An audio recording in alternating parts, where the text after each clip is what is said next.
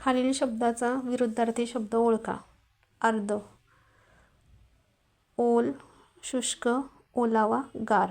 तर आता हे जे 3 शब्द आहेत, ओल, ओलावा, गार, हे सर्व समानार्थी शब्द आहे. तर याचा विरुद्धार्थी शब्द आहे शुष्क. पुढचा प्रश्न,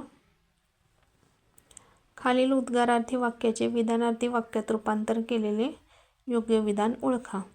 आता विधानार्थी वाक्य म्हणजे आपल्याला पहिल्यांदा काय बघायचं आहे, शेवटी काय पाहिजे, पूर्णविराम पाहिजे. त्यामुळे इथं तिसऱ्या पर्यायामध्ये प्रश्नचिन्ह आहे, त्यामुळे तो पर्याय आपला गेला. चौथ्यामध्ये उद्गारवाचक चिन्ह आहे, त्यामुळे तो पण पर्याय आपला कट झाला. आता वरचे 2 पर्याय पहा.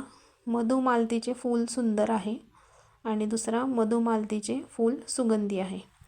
तर याच्यामध्ये आपल्याला जो प्रश्न दिला आहे त्याच्यामध्ये सुंदर हा शब्द दिलेलाच नाही आहे, त्यामुळे तो एक पर्याय कट झाला.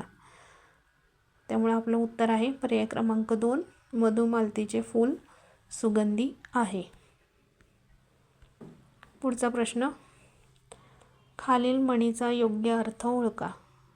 आचाट खाणे मसनात जाणे, म्हणजे खूप जास्त खाणे त्यामुळे काय होते, आपली तब्येत बिघडते, असा या म्हणीचा अर्थ होतो. तर तो अर्थ शोधा आता कोणत्या पर्यायामध्ये आहे.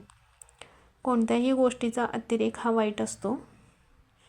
शूद्र माणसाच्या निंदेने थोर माणसाचे काही नुकसान होत नाही, या वाक्याचा काही संबंध नाही आहे. खाण्यापिण्यात अतिरेक झाल्यास वाईट परिणाम वाईट होतो. तर हे याचं योग्य उत्तर आहे पर्याय क्रमांक 3.